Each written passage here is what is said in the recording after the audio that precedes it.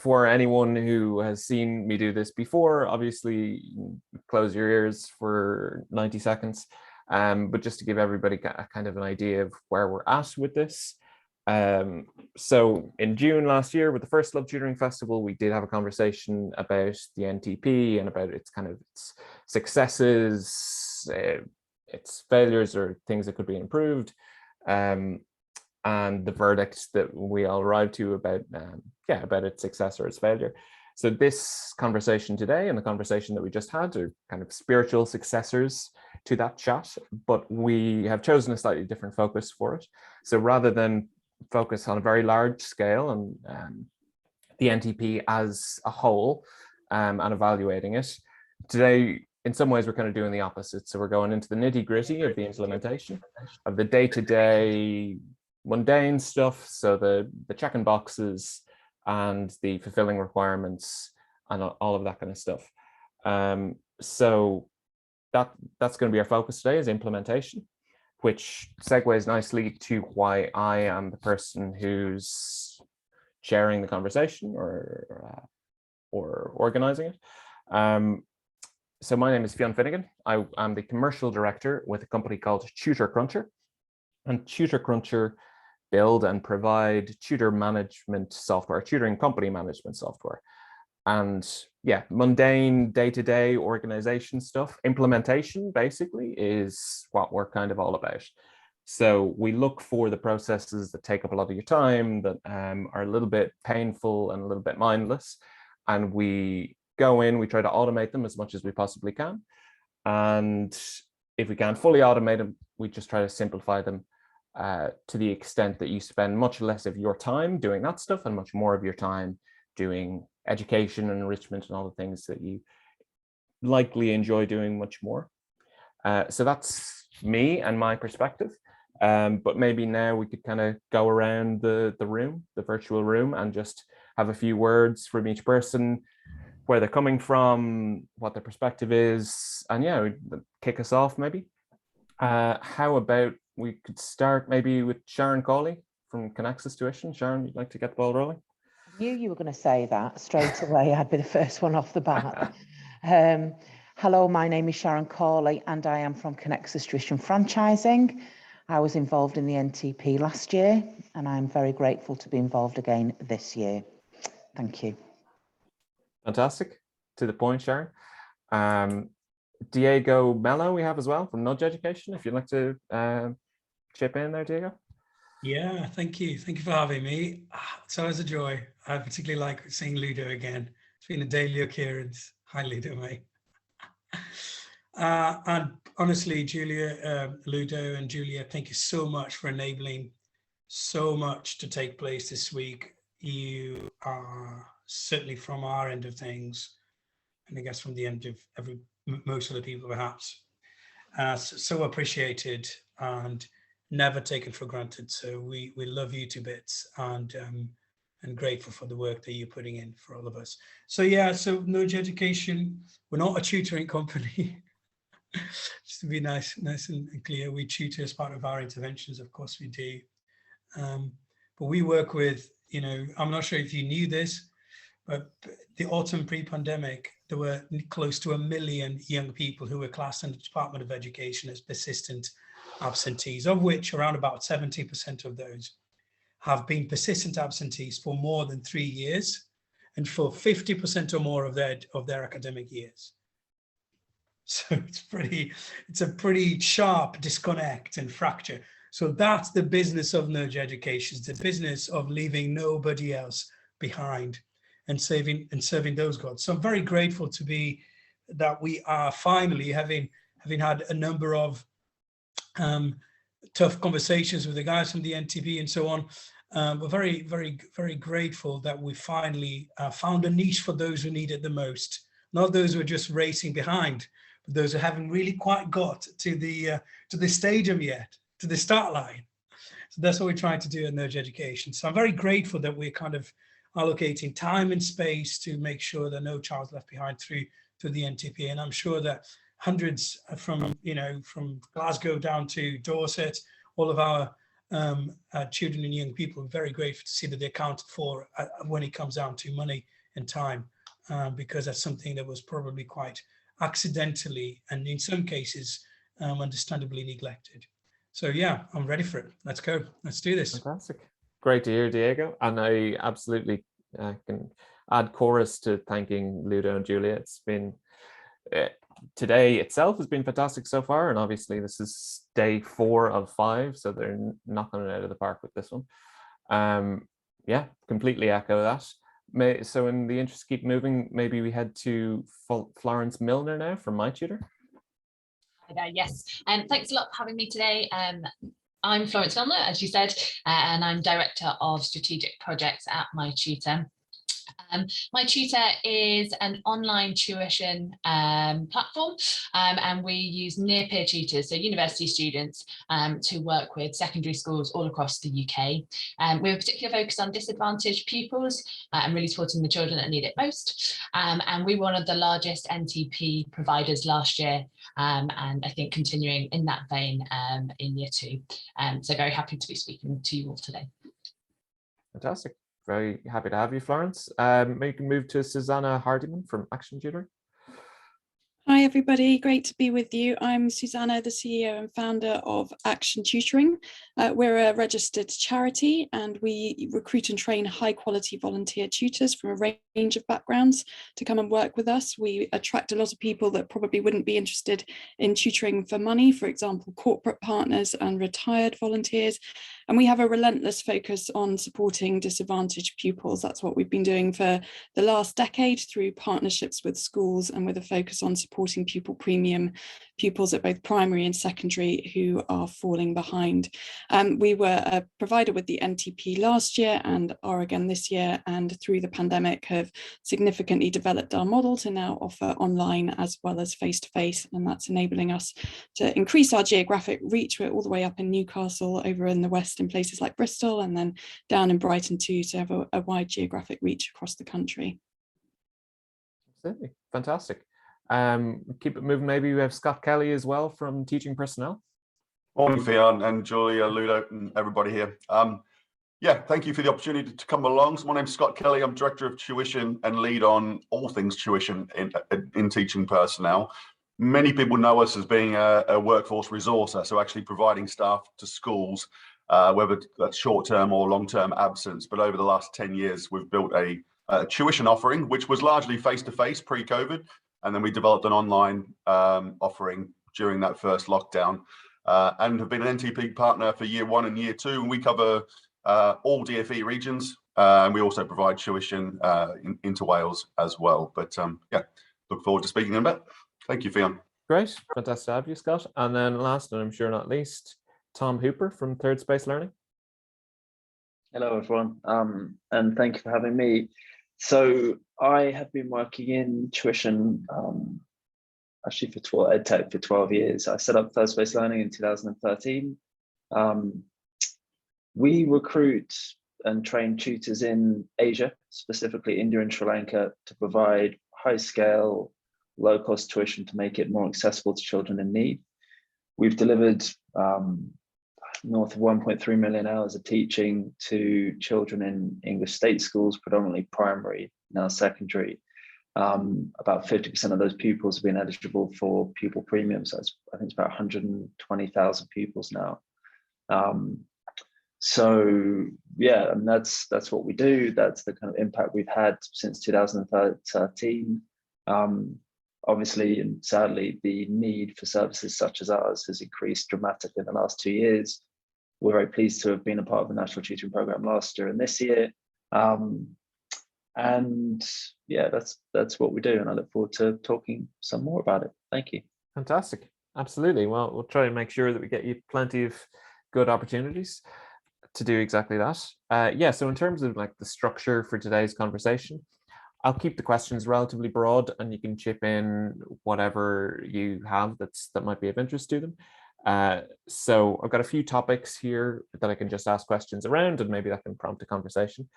So the first one I was going to start off with is assessment, essentially. So how you're utilizing assessment in your NTP work. Is that significantly different from how you do it in your private work, or if you do it in your private work much at all.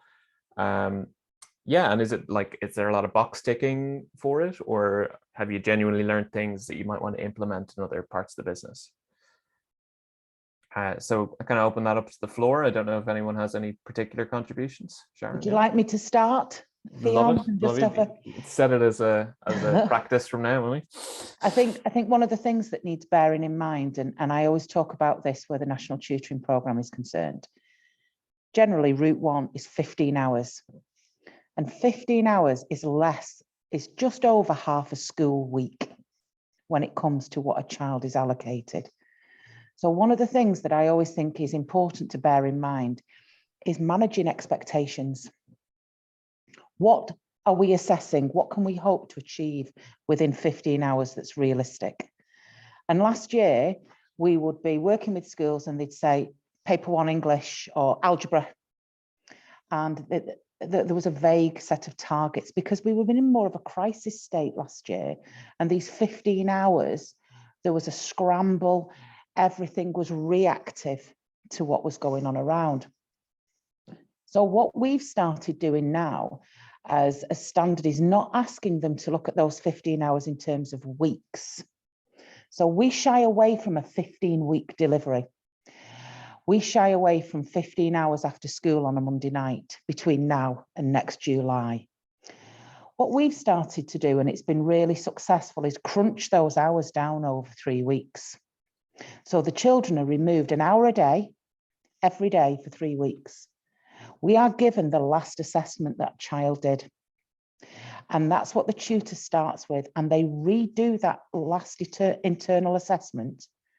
And on hour number 7, which is halfway through week 2, they retest and see what progress has been made. And then they spend the remaining 8 hours working towards their next assessment. So where assessment has been concerned, we really ask school to crunch those 15 hours and let us be assessment led by what they've been doing in school. So that's something that's worked really, really well. Schools are always reluctant to try and take children out in the day because they think it contravenes what Ofsted's advising, which is always a great one when you're actually working against best practice. But some of our greatest achievements so far is when we've pushed back on the 1 hour a week after school on a Monday night when they're exhausted and insisted that year 11 comes out 9 o'clock every day for 3 weeks.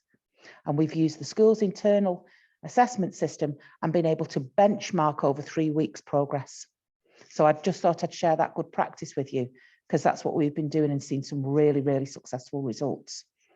That's really interesting because, yeah, we had a conversation on the last roundtable about that 15-week approach and how it's very hard to, that's essentially 3 half terms that this child is progressing over. So you might expect some changes in academic performance, but it's very hard to signpost them to your tutoring intervention specifically. Whereas I imagine doing it over 3 weeks makes it much more explicit that if you can say this child benefited by X% because you have the data for that now, you can say, yeah, this is when we educate kids, they improve by X% in 3 weeks. Is maybe a bit more of an impact when you're able to say that as opposed to over a course of 15 weeks. Yeah, that was fascinating. Anyone else want to jump in there? I'm happy to come in. I think the point about 15 hours really not being hugely long is really key in how we go about focusing sessions. We've had an approach for a number of years now, which we've been refining, of pupils carrying out a baseline assessment before they begin tutoring. And from that, we're able to generate a gap report, which really clearly identifies what particular areas they need to focus on.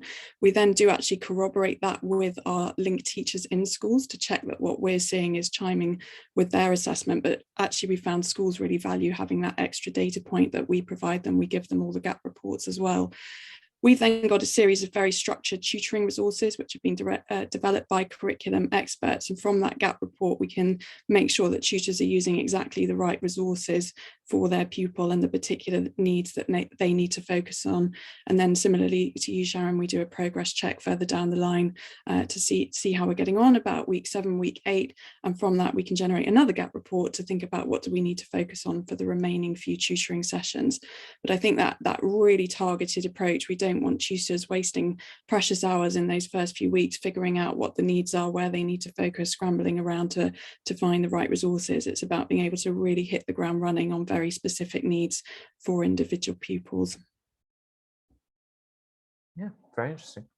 One slightly different element, and I'm not sure if this really counts as assessment, but something we also do at my tutor, and I'm sure many others do, is really try to capture that student voice or that pupil voice during and after the tuition, because I think, as you alluded to, Fionn, it can be difficult to sometimes attribute progress directly to what you're doing because it takes over such a period of time.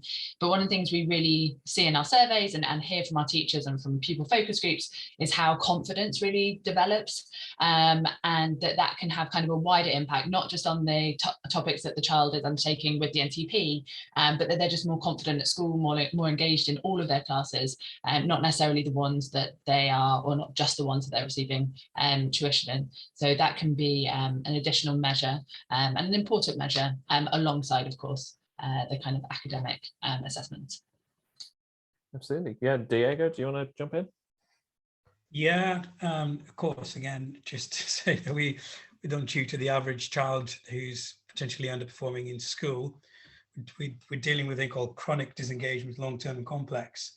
So for us, in addition to everything else everybody else has mentioned, and I love what you've just said there, Florence, around the people's voice and how empowering it is, and there is a really good skill for us to learn, us busy business people, which is the skill of listening.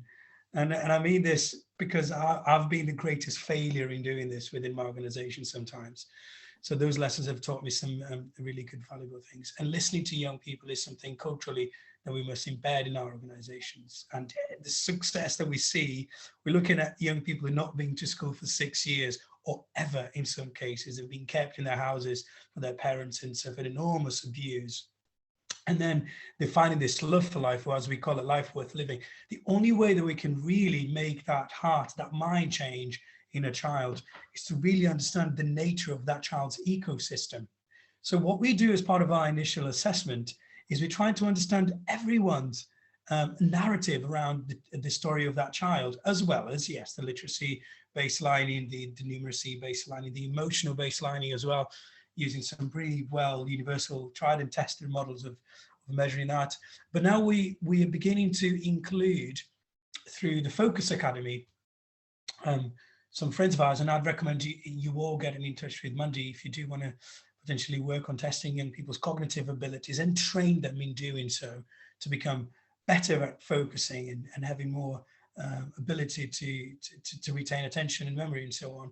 So we're including some of that halfway through our work. Once we've understood and got children to feel good about themselves and better about learning, and actually had those small wins in the meantime, after all of that baseline assessment, which for me, the only differentiation from what everybody else is doing is that we try to get a real good sense of what the social ecosystem picture of the child is, because it is those interconnections to those things and being able to almost repair some of those things.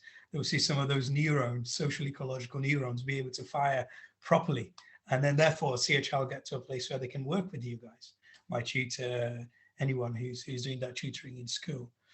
So I think for us, the only bit of assessment that we add on to what everybody else does is the ability to really comprehend the complexities or the nature of the ecosystem, the social ecosystem of that child. Thank you.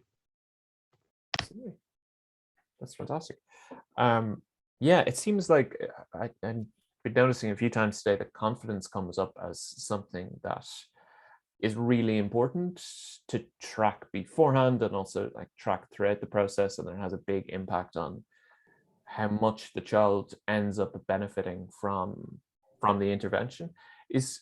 So I'm just curious myself, how do you track something like confidence? Does it not included with the kind of assessment or feedback that you get from schools when they connect with students, or how does that work? How do you monitor or administer that?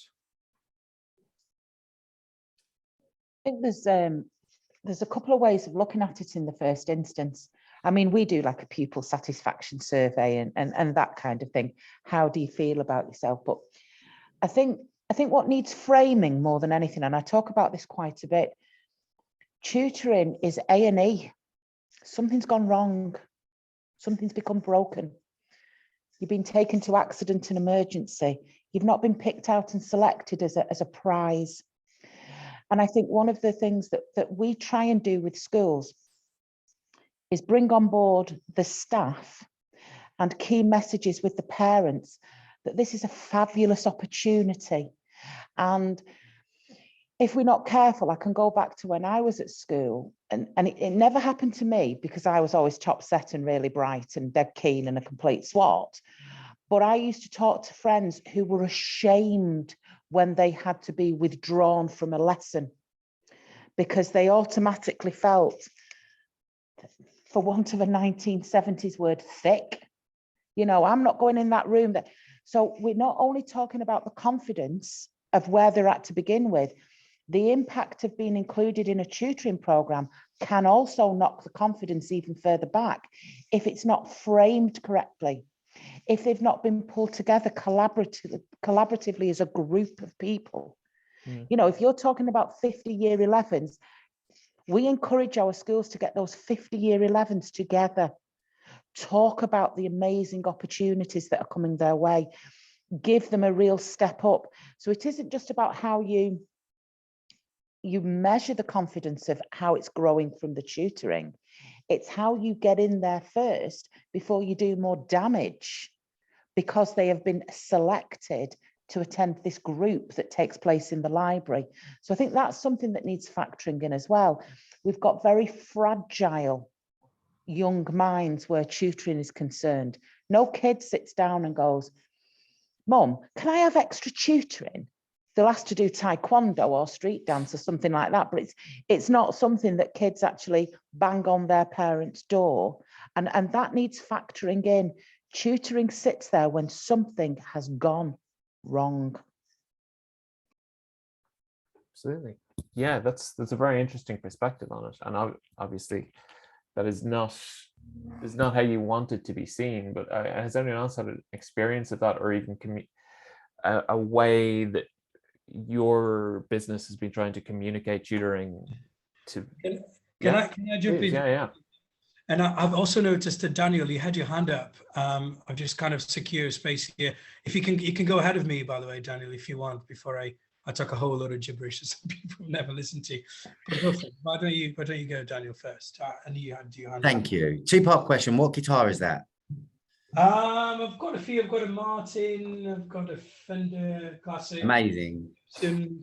Yeah. I'm sitting with mine just out of shot.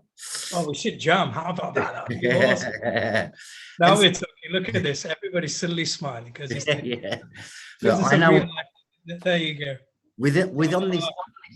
On this panel, there is some far more academic, and I'm sure, obviously, in the room watching you guys. Thank you, everyone, teacher personnel, Connectus, my tutor, Space, Third Taste Learning, Action, and everyone else. Correct me if I'm wrong. The NTP and the tutoring was meant for children that didn't have iPads, iPhones, internet service, so on and so on and so on, because that was what the understanding that we had, and that they were playing catch up because children were missing out on so much learning. That's what was presented to us by Randstad. Am I wrong here?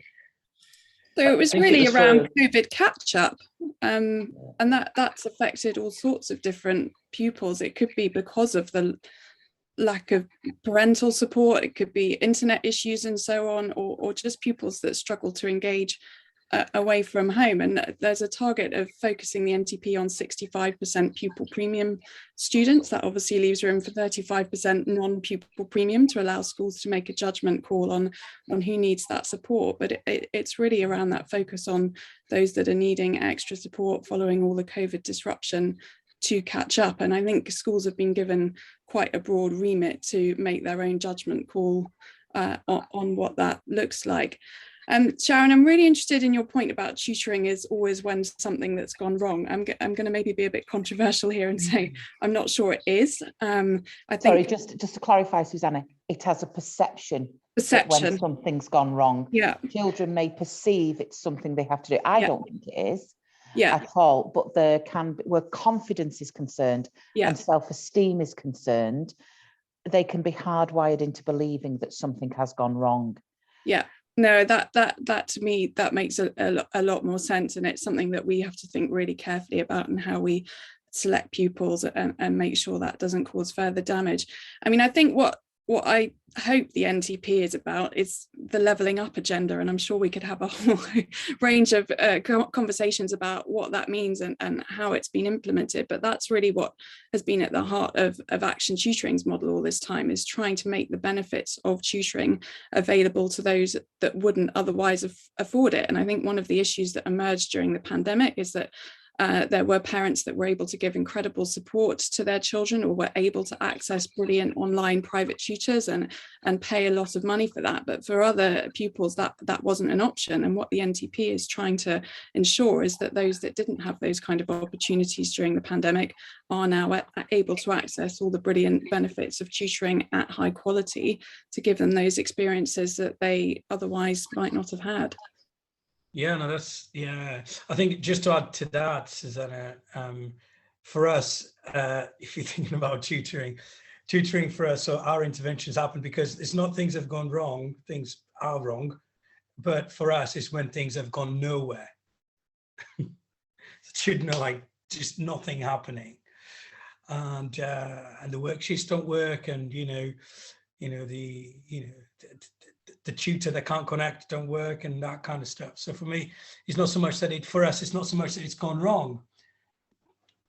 That's a matter of binarism, isn't it? For us, is that it's not going anywhere, and then what we're trying to do is get them from this place of nothingness to this place of greatness, really, where they're like optimally functioning, as we tend to say it in education, within that ecosystem, which includes school. That's an interesting point, Diego, and I guess building on that, and the perception of tutoring as being disaster response or disaster relief, and also the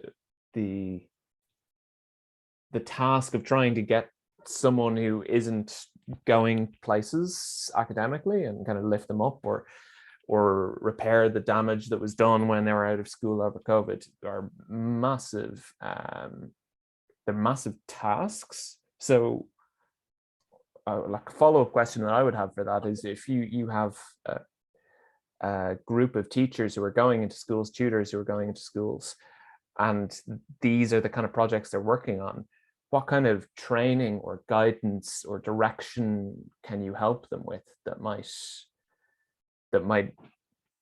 bring them more towards that direction? Because they're really big tasks to ask of anyone.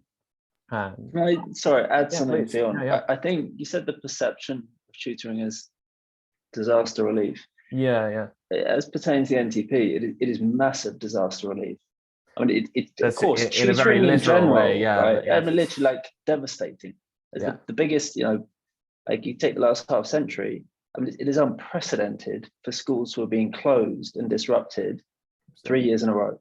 So it is tutoring in general. Yeah, of course, it's not just disaster relief. Like there's, in fact, actually the traditions of tutoring has tended to be to benefit kids who didn't need help, wealthier kids, intelligent kids. So kind of that's the history of it. The reality of tutoring, the majority of the tutoring is, well, not the majority necessarily, but certainly as pertains to NTP, it is a disaster on unprecedented levels. So that is the reality of it. And frankly, it's not even, it's barely scratching the surface right now because of the ongoing disruption. Like right now, the challenge of kind of teacher absence, pupil absence is unbelievable, you know, and that's compared to like schools just being closed and closed overnight. So yeah, it's not perception, it's devastating reality without a doubt. Absolutely. No, you're absolutely right. And yeah, I mean, when I said that, I meant more in terms of just general tutoring and what Sharon mentioned earlier, that it being perceived as an A&E situation.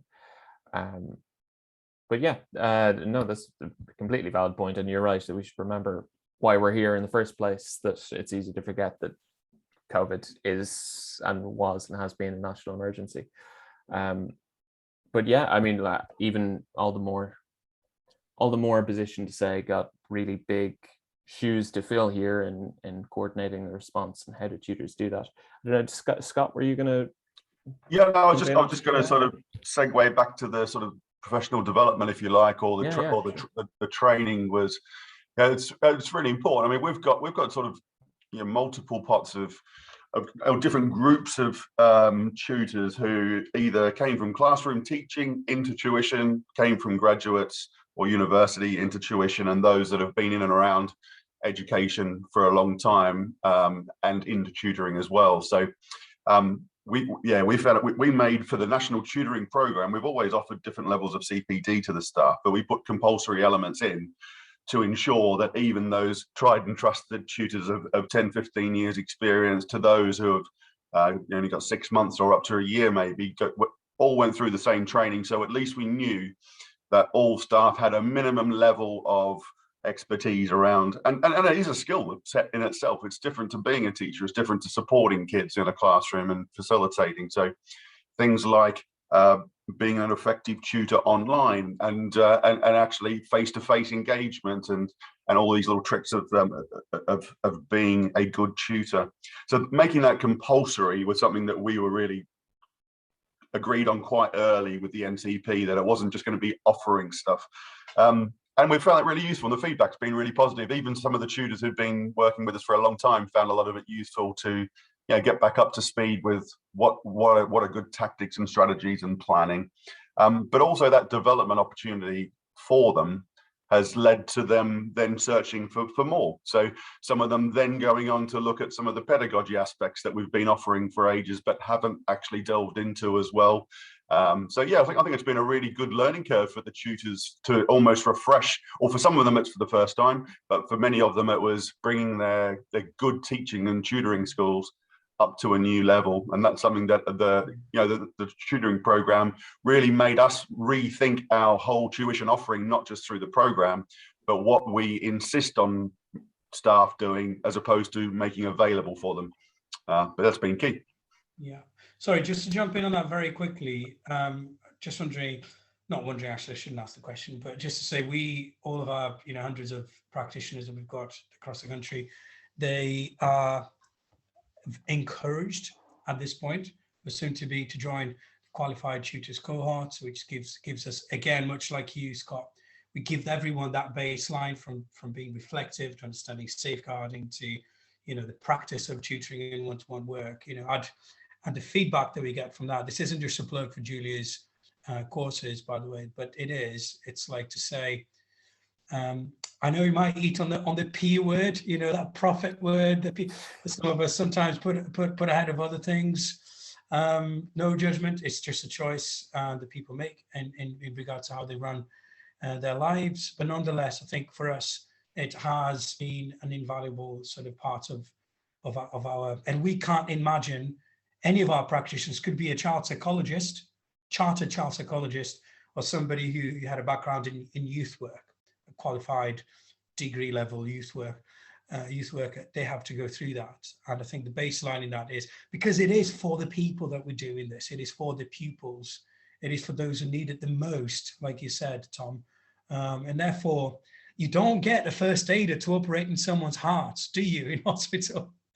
You've got to make sure that the guy's got the right training to do this, the guy's got the right qualifications to do this. So the more we can get our workforce qualified, but not just in the technicalities of working one-to-one, but actually the essence of human development and conductivity and all that kind of stuff. It's so valuable, and everyone's life begins to be a bit better.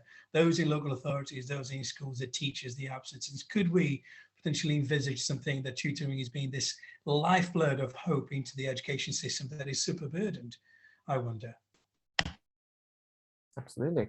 Yeah, I fully agree with that. I think there's a lot of nodding heads around. I think everyone resonates a lot with how important it is not just to know how differential equations work, but actually be able to connect with the child on a human level.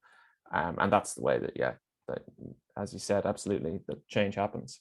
Any other points on kind of training or how you've implemented it or how it's changed for you while you've been servicing NTP? I guess from my tutor's perspective, we have undergraduates delivering tutoring, so we have to have a really robust set of training modules in place. And so lots of the things that both Scott and Diego have talked about. I think the thing for us has been how that training has evolved based on the feedback that we had from our teachers, from our pupils, and also from our tutors. And I think there were just a couple of areas to really call out, actually particularly one area. And I think that was because of the disruption I think children have had over the last couple of years, because of the percentage of disadvantaged and potentially disengaged children we were working with. Something we put a lot of focus on is really intentionally working on how to build relationships and build trust between the tutor and the child. That was something we definitely touched on before, but we've found it's become much more important over the last couple of years. So it's something we spend more time on now with our tutors. So that was just one thing I wanted to call out that I think has really evolved, I guess, over the last kind of 18 months. Florence, I'd really echo that. I think that building the pupil-tutor relationship and making sure the pupil's actually in a space to learn and ready to go in with the fractions or percentages or whatever it might be. If they're not in the right place mentally and emotionally, then there's no point diving straight in with the learning. And I think we've likewise done more to try and help our tutors to be able to think about that. I think upfront tutoring training is absolutely brilliant, but so much of what I see our tutors learning is on the go and giving them opportunities to reflect together in small groups as tutors, to share best practice together, to learn from each other. We've found a really valuable way of improving their practice on an ongoing basis, not just as part of the upfront training. And then the other thought I had is the importance of quality assurance, particularly as a lot of our organisations have scaled through the pandemic and with the opportunities the NTP has provided. If we have got more and more tutors going into schools, how do we as owners or leaders of tutoring organisations actually ensure that quality across the country or wherever you might be operating? What feedback loops have we got to spot if there are issues? I'm sure we all hope that by the time our tutors have gone through recruitment and training that we've selected brilliant people, but the laws of human nature will mean that there will be tutors out there that are not the quality that we would all want them to be. And I think it's really important to be thinking about what are the feedback loops to pick that up quickly, and where appropriate, not just to get rid of the tutors, but to come alongside them, support them, give them that extra training and feedback so that they can develop their practice. We've now got a specialist impact and quality team at Action Tutoring that we've been growing over the last 18 months, and that's somewhere where we've got specialist qualified teachers and people with lots of experience and training who can provide that coaching and training to tutors where it's needed. But I think I'd really encourage everyone to think about, how do you know if there are problems going on the ground with your tutors? What support can you give, and how can you pick that up early to keep the bar really high? Absolutely. Yeah, that's a very, very good point. Yeah, so I guess one of my follow-up questions, or what occurs in my mind when I hear that, is if you set up, if Action Tutoring or any of the companies has processes around things like quality assurance and screening and everything like that, how is that, I guess, communicated? Are there set ways? Do you think schools are asking those kinds of questions? Do you think, or are there other things that maybe schools haven't fully understood about the service you provide, or about the provision of NTP, whether it's about quality assurance or whether it's about the mechanics of how lessons or engagements are working? Is there anything you'd like to change on the communication or engagement side with schools themselves? I think a lot of the questions you're asking, all these things have to fit together very neatly in a system. So you're asking about confidence, assessment, training, reporting, quality control. Perhaps it's an obvious point, but when you're looking at assessing a child and diagnosing what gaps they have, at the same time that kind of scaffolds quality as well, because the best way to be a good tutor is to know what a child needs to learn.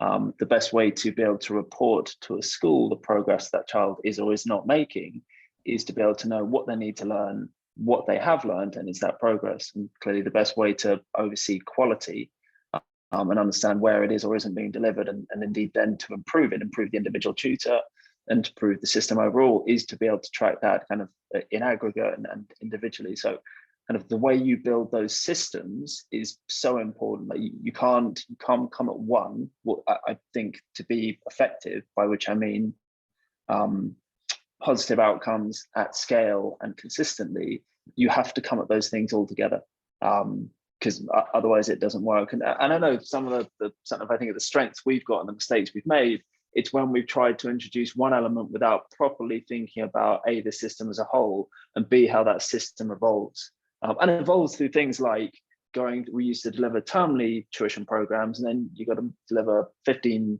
session tuition programs, which is like a term and a quarter, which, is that sensible? But it doesn't really matter. Like, that's what we got to do.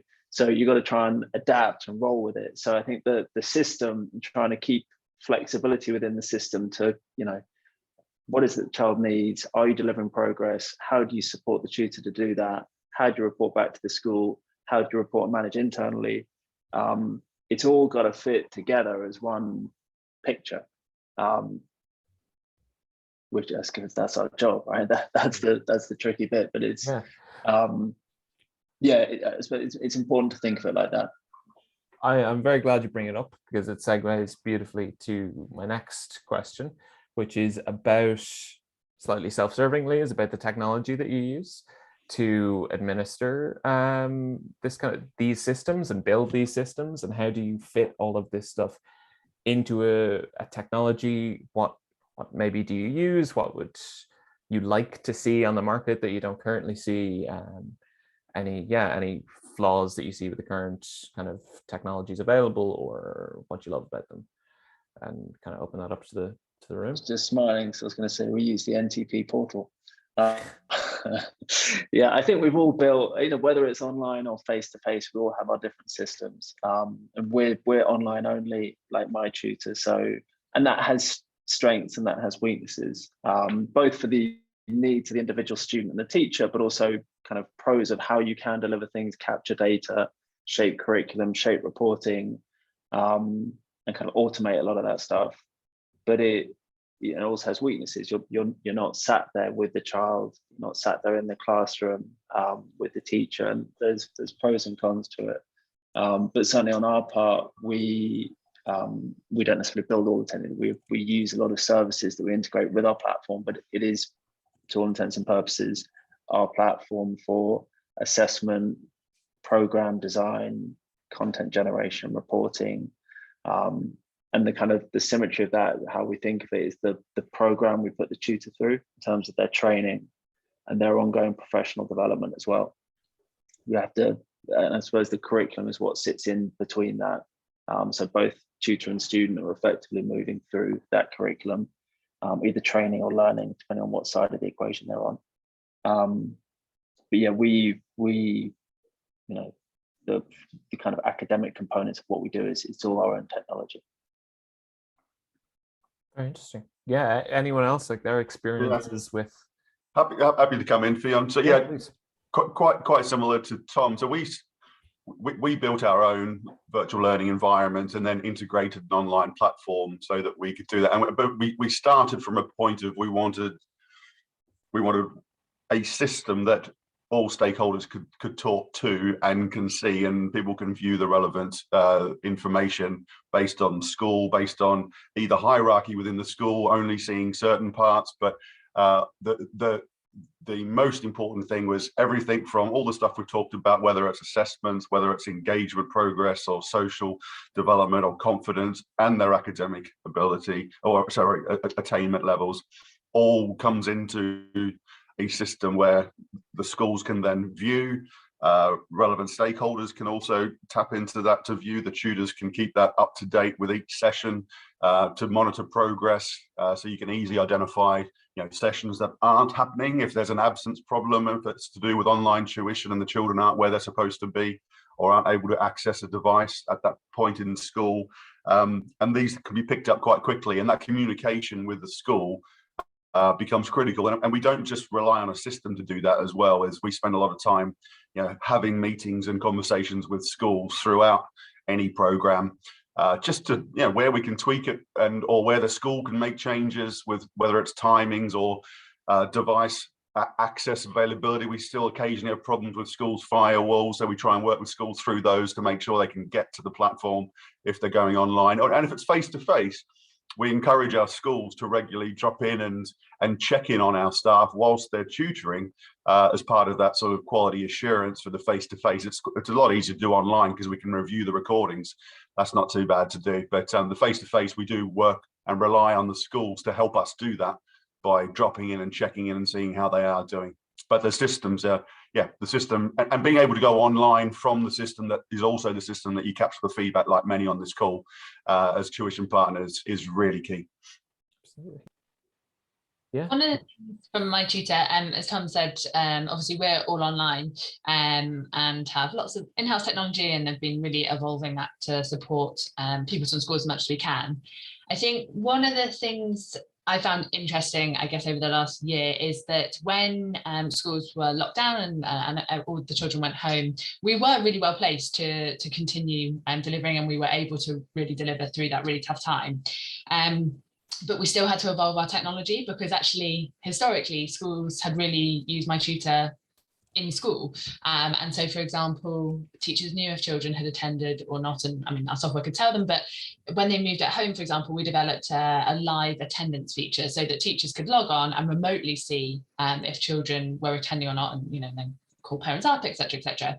So I think even if you're an online provider, and even if you have that technology, there really have been evolutions during this last 18 months. And I think what we're thinking about now is when you've got much more of a kind of hybrid situation where children are back at school, but maybe, significant portions of them are at home with COVID, not necessarily unwell, so we're still kind of potentially attending school and can attend tuition. So we're still continuing to think, how can we evolve to make sure that we can support whatever situation almost the school finds themselves in, whether it's a year group sent home, whether it's the whole school sent home, whether they're all at school. So that's been an interesting thing for us to kind of charter, I guess, because we do provide a lot of flexibility to schools, but it's almost like that flexibility is being flexed almost ever further during this disrupted time, I'd say. Of course. Yeah, absolutely. That makes perfect sense. Anyone else want to come in on the general point there? One thing that came up on our last conversation was about the whiteboard itself, and that it seemed to be the consensus in that roundtable that everybody moved very quickly from at the beginning using Zoom because everybody's familiar with it, to pivoting to tools that are built for education. So Bramble was one of the tools that was used, a few other suggestions. But that also carried the corollary that people weren't familiar with them, and so they were a little bit more skeptical about how they work, or that if they encountered issues with them, then maybe it was an issue with the platform itself as opposed to an issue with their connection to it. Unlike, let's say, had they connected to Zoom, they would have understood it perfectly. Did you encounter any of that, like needing to kind of educate people, or did it take a while to onboard them onto specific tools? Yeah, that was a learn for us, Fionn. That was so we use Bramble and have Bramble integrated into our system as well. So without echoing maybe what you covered earlier, is what we did in year 2 of the NTP is, because we had the training, we had videos, we had all this stuff to show them the systems and how to get the most from the whiteboard. But what we did this year, which we didn't do in year 1, was have regular drop-in times for the available online for tutors to be able to just drop in and actually ask the questions of our teams and our experts who know how to use all the functionality on the whiteboard and how to get the most from it, and in preparation and during the lesson. Those drop-in sessions for the tutors has been a game changer for us. We have a lot less problems now with anybody not able to make the most of the whiteboard. So that was a learn for us. We didn't do that in year 1, but I'm glad we do it now. Absolutely. Yeah, that sounds like a great idea. One of the feedback that comes to us all the time is just that people aren't even aware that certain products have features that they're not using. They work through the minimum use case, and kind of don't explore beyond that. So the drop-in sounds like a fantastic idea. Scott, we do something very similar, and a similar experience of how can we better equip tutors to use the technology. Now offer drop-in webinars that tutors can join before they start. It also gives them a chance to trial using the technology with each other, which they quite like doing, and they have a little practice before they actually do it in real life. We're not on Bramble, we're using Vedimo. That's worked very well for us. So just another shout out for another platform if that wasn't mentioned earlier. Fantastic. Great. Okay. Well, I suppose we are bumping up against near enough an hour, as quickly as that time passed. But yeah, I guess, so the last question I would push to all the different participants is just if, in general, in summary, if you had like a 60-second statement for how you think the NTP could be improved, what would it be? So yeah, I don't know if anyone wants to jump in on that. I'll just offer me 2 pennies. Absolutely, Sharon. I think one of the things we need to do where the National Tutoring Programme is concerned is provide clarity to schools in terms of the funding streams. Because at the moment, schools are still very, very chaotic places, and they are so time pressured, it's untrue. And at the moment, the way the funding streams have been set up, I do not spend the majority of my time talking to head teachers and senior leadership teams about the different types of tutoring that we can do, how creative we can be with it. I'm spending my time day in, day out, trying to explain how certain funding pots have been set up and how Pillar 1 can't be used in the way with this route and that. I think we just need to simplify spending the money, quite frankly, or keep the funding streams the way they need to be, but get the message out there more to support heads and schools into getting the very, very best value for the money they've been given by being clearer with how they can actually spend it. I'd add to that, Sharon, consistency. I mean, which is often the same as clarity. Like if you wind back, the NTP's been going for what, 16 months now. How much it has changed during that period of time. So when schools are trying to plan, when something keeps changing, so the subsidy level, the pillars, all of this stuff, it's very, very hard for them to plan. And even I'll give an example. We looked at it yesterday. The subsidy for year 4 has changed. First I heard about it was yesterday. It's good. It's gone up from 10% to 25%. I had no idea about that until yesterday. Good, but it's really, really difficult for schools to plan over the long term when they already face horrific disruption without consistency, where they can say, I understand this now. I don't think it's necessarily, ideally it would be simpler, but I don't think that's actually the problem. I think schools can understand, they're intelligent people, but it's very hard to plan for the long term when it keeps changing. So I hope, my preference would be if they could just keep the subsidies and the pillars flat, like straight, for a 3-year period. I think that would really, really help. I think, you know, everything else can be worked around if schools can plan on that basis. So I think I agree. Clarity, but consistency will help with clarity. That's spot on that, Tom, my dear friend. You have been very clear on what I was trying to muddle my way through. So thank you kindly, sir. You make a good pair, Sharon.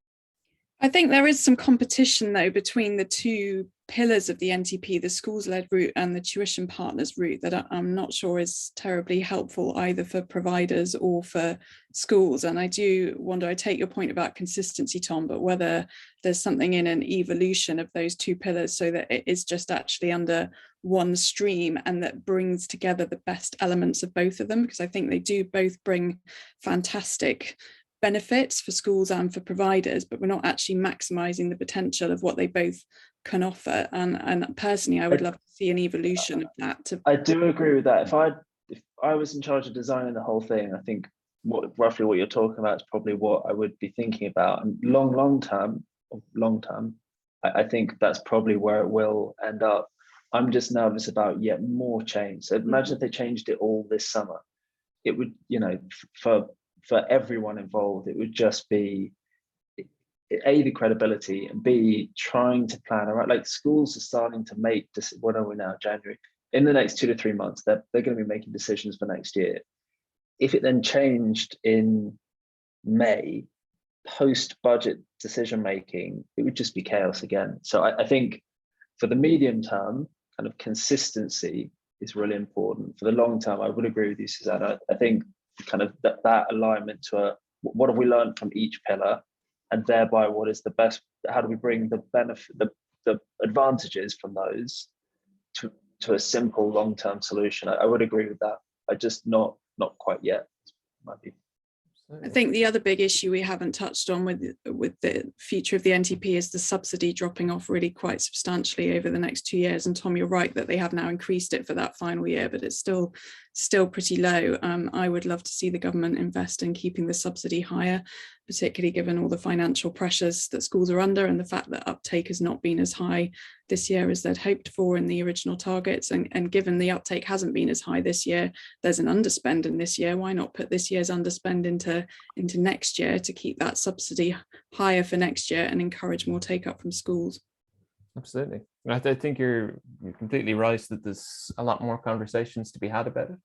And I have absolute faith in Ludo and Julia that they won't waste any opportunities to have more conversations about it going forward. So hopefully that'll be a good forum. And if TutorCruncher can help, I mean, we've organized an event in December, which was a bit of a success, to start talking about issues like this.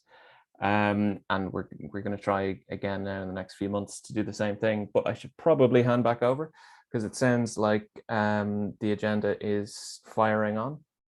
So thanks so much to everyone who contributed. That was a really interesting panel, and you're all fantastic participants. But yeah, I guess this is my cue to hand back over to you, Ludo, is it?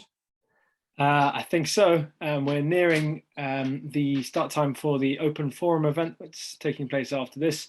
But an enormous thank you to our panelists here who've joined, many of whom have joined us again in this second festival. It really is very encouraging and extremely inspiring to hear you come together. It's not that often, I imagine, that you all are able to come together and speak on a panel like this. And I hope it's able to create some positive debate going forward, because that really should be the message this year, is positivity and trying to create something that has long-lasting benefits and a measure of sustainability to it, whatever that looks like precisely. So we are just going to show a short video around what we do as a business, so feel free to stick around for that, and we'll be launching into the open forum right off the back of that, but don't go anywhere, and a huge thank you to our panelists at one final time.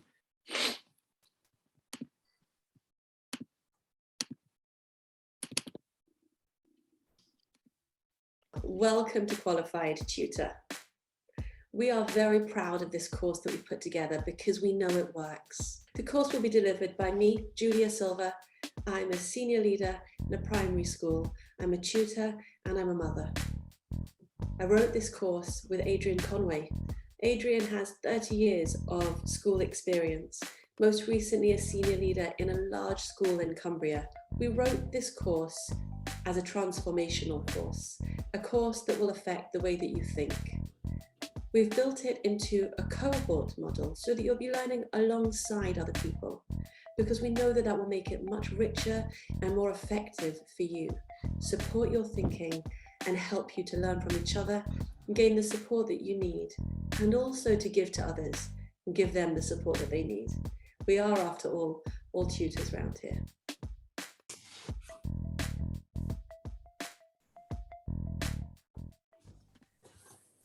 Yes, so our next cohort of either our CPD accredited tutor training or our level 3 qualification is starting this coming Monday. And there is an LTF 15 discount, as Julia has just put in the group in the Zoom chat, so that you can go ahead and benefit from attending the festival for your future training.